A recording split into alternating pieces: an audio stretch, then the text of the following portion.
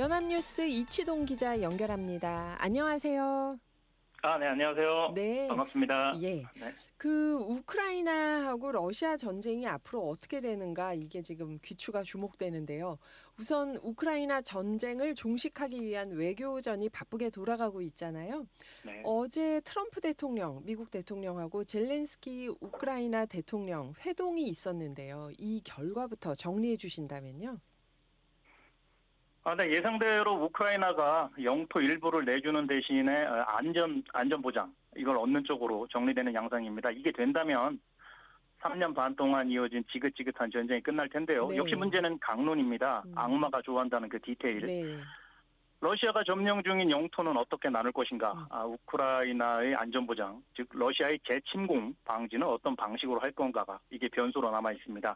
그나마 어제 트럼프 대통령과 젤렌스키 대통령 간 백악관 회담이 지난 2월과는 달리 비교적 우호적인 분위기 속에 진행됐죠. 무엇보다 젤렌스키 입장에선 푸틴과의 직접 회담, 즉談判 티켓을 얻었다는 데 의미가 있습니다.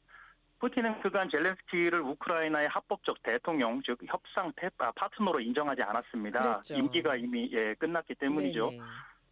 하지만 이제는 직접 회담을 제안했고 또는 이걸 수용하면서 입장을 바꾼 겁니다. 무엇보다 경제 제재를 들먹였던 트럼프를 달래기용 카드로 풀이가 되는 상황이고요.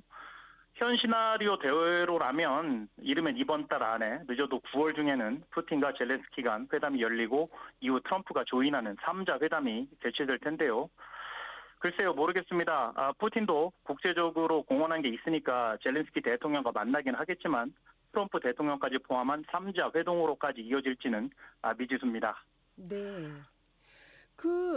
푸틴이 그동안 젤렌스키를 만나지 않겠다고 했던 거는 임기가 끝났는데 다시 대선이 있지 않았기 때문에 우크라이나에서 이 정통성이 없다고 봤던 건데 이번에는 만날 수 있다고 푸틴도 입장을 바꾼 거잖아요. 이거는 그렇죠. 그만큼 분쟁이 있었던 그 영토를 보장해 준다면 젤렌스키 만나는 것 정도는 할 수 있다. 이렇게 봐야겠네요. 그렇죠. 말씀드린 대로 1차적으로 이제 트럼프 대통령의 압박이 거세지 않았습니까? 네. 경제 제재를 하겠다. 시한까지 제시하면서 그런 상황에서 이제 푸틴이 더 이상 버티기는 좀 그러니까 트럼프 쪽이나 뭐 이렇게 선물 하나, 자기 딴에는 선물 하나 꺼내서 주는 측면이 있고요. 또 하나는 이제 이쯤 되면 우리가 우크라이나 영토도 어느 정도 장악을 했으니 회담에 나설 상황이 된 거 아닌가. 이런 전략적 판단도 있을 거라는 분석이 제기됩니다. 네. 그래서 트럼프 대통령이 사실 젤렌스키 대통령 만나기 전에 푸틴 대통령하고 알래스카에서 회담을 했잖아요. 그렇죠. 여기서 뭔가 두 사람 사이에서 합의되거나 협상된 게 있으니까 이걸 들고 자신 있게 젤렌스키를 만난 게 아닐까 싶은데요. 그렇죠. 지난 금요일이었죠. 7년 만에 첫 만남이었습니다. 장소도 꽤 상징적이었지 않습니까? 네. 그러니까 1867년인가요? 그때 러시아가 미국에 팔았던 알래스카 장소를 이제 이곳으로 잡았고요. 이제 예상보다는 좀 회담 자체는 짧았습니다. 3시간이 채 안 됐던 것 같은데 앵커께서 작가님이 말씀하신 대로 뭐 둘 간에 모종의 합의가 있었다는 건 이제 거의 정설처럼 받아들여지고 있고요. 막상 이제 대외적으로 발표한 건 많지는 않습니다. 하지만 그럼에도 푸틴이 완승을 거뒀다는 평가가 우세합니다. 무엇보다 네. 우크라이나를 침공한 일종의 전범이잖아요. 근데 그러고 나서 국제형사재판소가 체포영장까지 발부를 해놓은 상황인데 트럼프가 체포는커녕 미국 땅에 들어온 푸틴에게 레드카펫까지 깔아줬습니다. 그리고 푸틴이 거부해온 이제 휴전 합의도 없었고요. 경제 제재 얘기도 없었습니다. 이런 반구도 없었죠. 회담 직후 트럼프 대통령이 공개적으로 이렇게 말했습니다. 이 부분이 우크라이나에게는 뼈아픈 부분인데요. 우크라이나가 2014년에 빼앗긴 크림반도를 되찾거나 나토에 가입하는 건 불가능하다. 이렇게 천명을 해버렸거든요. 푸틴이 상당히 원하는 언급이죠. 그러니 정치 외교적으로 푸틴이 이겼다는 반응이 나오는 겁니다. 트럼프 대통령은 줄곧 푸틴이 전쟁을 멈추는 것 이 자체로도 큰 양보를 하는 것이라는 스탠스를 취해왔습니다. 네. 우크라이나로서는 분통이 터지는 상황이지만 힘이 지배하는 냉엄한 현실을 반영한다고도 볼 수 있겠습니다. 네, 사실 그러지 않고서는 이 전쟁을 끝낼 수 없기 때문에 그랬던 게 아닐까 하는 생각도 드는데요.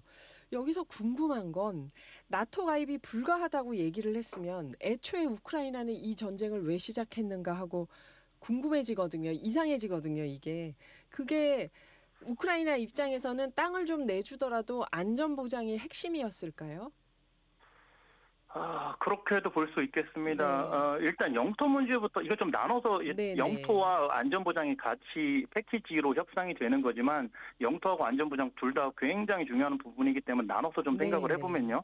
우크라이나 땅은 한국보다 6배 정도 큽니다. 굉장히 상당히 크죠. 이 중 대략 19% 그러니까 5분의 1 정도를 러시아군이 점령하고 있는 상황인데요. 이제 지도를 보시면 우크라이나가 왼쪽에 있고 러시아가 오른쪽에 있는데요. 네. 아래쪽 접경지에 이제 돈바스 지역이라고 있습니다. 제법 길게 위아래로 뻗어 있는데요. 외신에 따르면 현재 러시아군이 이 돈바스 지역의 88% 정도를 장악하고 있다고 합니다.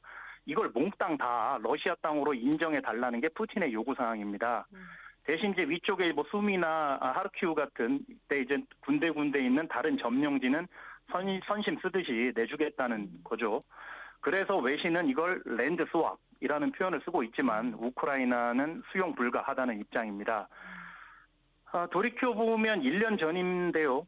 젤렌스키 대통령의 회심의 일격, 이런 영토 협상에 대비해서 감행한 러시아 서부 크루스크주 기습 공격이 결과적으로 실패한 게 아주 네. 뼈아픈 상황입니다. 예, 예.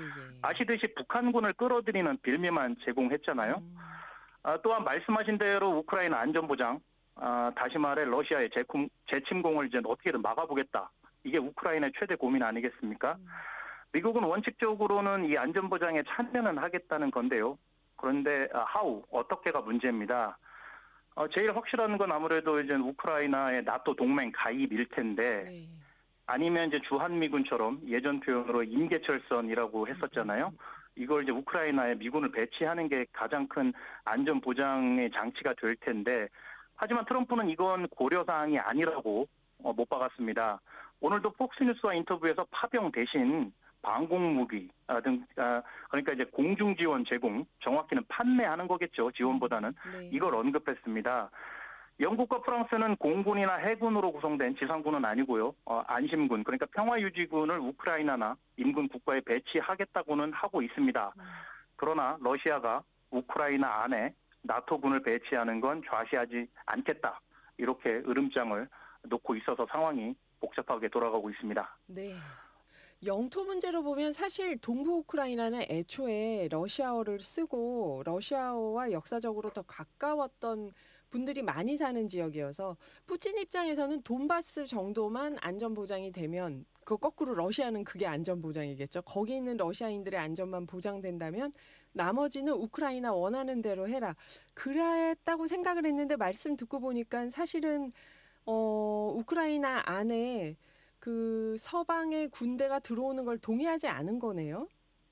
그렇죠. 정확하게 짚어주셨습니다. 푸틴 입장에서는 돈바스 지역만 차지해도 안전판 버퍼존이 되는 거거든요. 네. 거기를 다 러시아 영토로만 해주면 일종의 첫 번째 목표, 전쟁 목표는 달성하는 셈인데 그 대신에 만약에 나토 미군이나 유럽군이 돈바스 왼쪽에 우크라이나 안에 배치가 된다면 그거는 또 다른 문제죠. 물론 땅은 얻지만 네. 버퍼존을 얻었는데 거기에 나토군이 배치가 된다는 건 진정한 의미에서 버퍼존이 안전지대가 아니니까 그런 면에서는 푸틴은 뭐 지금 상황이 전황이 워낙 본인 입장에서 유리하게 돌아가니까 둘 다 가지려고 하고 있는 거고요. 네. 여기에 이제 트럼프가 중재에 나섰고 우크라이나에 좀 양보를 해라 이렇게 무언의 압박을 하고 있는데 막상 이제 뭐 푸틴과 젤렌스키 대통령이 만나게 되면 둘 간의 이제 담판 이거에 따라 상황이 달라질 텐데 현재로서는 푸틴 대통령이 가진 카드가 더 많다. 피를 쥐고 있다. 이렇게 분석할 수 있겠습니다. 네. 그래요. 사실 우리가 우크라이나 문제가 이렇게 관심이 많이 가는 게 그게 세계 국제 정세로서 관심 있는 것도 있고 또 조금 있으면 한미 정상회담이 있는데요. 아무래도 이 우크라이나 문제가 한미 정상회담에도 영향이 좀 있지 않을까 싶거든요. 이건 어떻게 보세요? 그렇죠. 사실 엄밀히 말하면 우크라이나 문제하고 한미 정상회담은 크게 연관이 돼 있지는 않죠. 별개 문제고 둘 다 상당히 중요한 문제인데 우리 입장에서는 물론 뭐 한미 정상회담이 더 큰 관심사고 더 의미를 둘 수 있겠죠. 빅터 차라는 전직 백악관 당국자가 있습니다. 꽤 유명한 뭐 전문가인데요. 한반도 전문가죠. 현재는 CSIS라는 싱크탱크의 연구원인데 이분의 분석은 트럼프 대통령이 이번에 푸틴과의 회담에서 가시적인 성과를 내지 못했다. 사실상 노딜 알래스카 회담이었다. 그래서 이걸 만회하기 위해서 다음 주 열리는 한미 정상회담에 기대를 걸고 있다. 여기서 만회를 할 것이다. 이렇게 전망을 한 거거든요. 네. 그래서 뭐 말씀드린 대로 한미 정상회담이 중요한데 그 관건은 이제 이재명 대통령의 임기와 트럼프 대통령의 임기가 사실상 겹치잖아요. 거의 겹치죠. 네. 그렇죠. 1년 차이를 두고 사실상 겹치기 때문에 좋든 싫든 둘이 함께 가야 할 처지인데 우리 입장에서는 더 그렇죠. 최대 관건은 서로 간 첫인상, 톤 세팅, 그러니까 관계의 바이브라고 할까요? 이거 아니겠습니까? 네. 무엇보다 뭐 다들 걱정하시는 게 트럼프 대통령이 지금까지 보여온 행태로 볼 때 백악관 오벌 오피스, 그러니까 집무실에서 이재명 대통령과 첫 만남을 가졌을 때 기자들 앞에서 돌출 발언을 하거나 망신 주기를 시도할 경우에 우리 입장에서는 당혹스럽지 않겠습니까? 이거를 잘 대비해야 되겠죠. 그러지 않기를 바라는 상황이고요. 네. 그러니까 뭐 방위비 문제를 불쑥 꺼내거나 뭐 중국 문제 또 이런 거를 발현하면 우리가 이제 난처한 상황이 되겠죠. 네. 그리고 무엇보다 이른바 동맹 현대화, 그러니까 업데이트라고 표현할 수 있겠는데요. 그러니까 좀 더 구체적으로 말씀드리면 주한미군의 규모, 지금 현재 28,500명인데 이거를 얼마나 줄일 것이냐, 줄인다면 얼마나 줄일 것이냐, 또 역할을 어떻게 할 것이냐, 이 조정 문제가 초미의 관심인데요.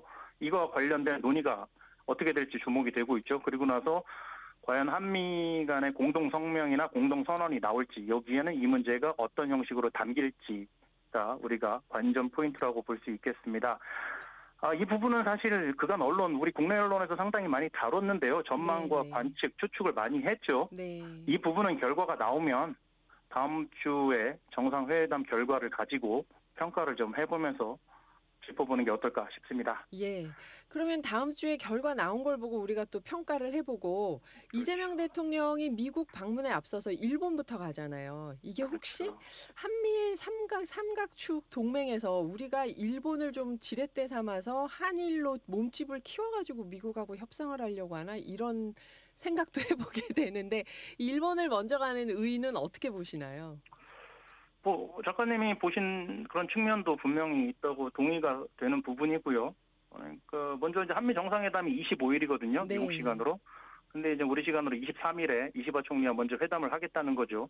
그러니까 판을 키우겠다. 한미일 삼각 동맹을 기초로 해서 판을 키우겠다는 그 작가님의 분석에 동의하면서도 또 일본과 물론 이제 우리가 일본과 잘 지내겠다는 의지를 거듭 명확히 보여주는 것으로 풀이를 할 수 있겠죠. 그러니까 이재명 대통령이 취임 직후에도 통화도 중국보다 앞서서 일본과 하지 않았습니까? 네. 이것도 다 신호였고요. 그러니까 워싱턴에서 사실 돌아오는 길에 들러도 되는데 가면서 그러게요. 굳이 네. 일본에서 총리와 만나서 공식 정상회담을 하기로 한 건 분명한 시그널로 봐야겠습니다. 돌이켜 보면 오바마나 바이든 행정부 시절엔 한국 정부에 일본과 좀 잘 지내라, 삼각 안보 협력을 강화해라 이런 압력이 물밑에서 상당히 거셌거든요. 근데 이재명 정부는 자발적으로 선제적으로 일본과 관계 개선에 나서는 모양새를 취하고 있습니다. 아무래도 트럼프 행정부 상대도 버거운데 일본과 불필요한 갈등을 일으켜서 이런 부분은 그런 갈등은 최소화하고 좋게 가겠다는 전략으로 해석할 수 있겠습니다. 네. 그 또 주미대사로 강경화 전 외교장관이 내정됐습니다. 이분은 사실 외무부 장관까지 하셨던 분인데 주미대사를 그만큼 급을 격상해서 보는 걸까요? 이 부분은 어떻게 생각하세요? 글쎄요, 주미 대사를 사실은 예전에 오바마 정부 때였나요? 그 한덕수, 요즘에 뉴스에 많이 나오는 한덕수 전 총리가 주미 대사를 해서 그때 미국에서는 상당히 반겼던 걸로 제가 알고 있습니다. 그쪽에서는 총리 출신이 왔으니 그러네요. 반가웠겠죠. 근데 이번에는 이제 외교장관 출신을 한 거죠. 그러니까 말씀하신 대로 이제 강경화 전 외교장관이 내정 단계인 것으로 보도가 나오고 있거든요. 이게 근데 여권 관계자 발로 나오고 있습니다. 공식 발표를 한 건 아니고요. 아무래도 아그레망을 받지 않았기 때문에 임명이 아니고 이제 내정, 노미네이트 단계이긴 한데 사실상 정해진 거로 봐야겠습니다. 여권 관계자라고 하면 대통령실 관계자로 해석할 수 있기 때문이죠. 그리고 근데 이 부분에서는 사실 그동안 그 여러 분들이 인물이 하마평에 주미대사 그랬죠. 하마평에 올랐었는데 결국 이재명 대통령의 선택은 강경화 전 장관인 겁니다. 문재인 정부 때 외교장관을 지냈고 또 말씀하신 대로 전직 외교장관이라는 상징성 그리고 여성이라는 측면 뭐 이것도 고려를 하지 않았을까 싶고요. 무엇보다 영어를 유창하게 구사하잖아요. 그런 면을 두루두루 고려한 거 아닌가 하는 생각을 해봅니다. 또 하나 뭐 마지막으로 주1 대사도 내정이 됐다는 보도가 네, 나왔거든요. 네, 네. 이혁 전 네. 주 베트남 대사가 네. 내정된 것으로 알려져 있습니다. 뭐 이분들 둘 다 곧바로 뭐 아그레만을 받고 임명이 되면 그 이번 순방길 일본과 미국 순방길에 같이 나설 수 있는데 그때까지 과연 임명이 될지는 같이 지켜봐야겠습니다. 네. 아유, 오늘 다음번에 한미 정상회담 끝난 다음 얘기가 더 기대가 됩니다. 지금까지 연합뉴스의 이치동 기자였습니다. 말씀 감사합니다. 네, 고맙습니다.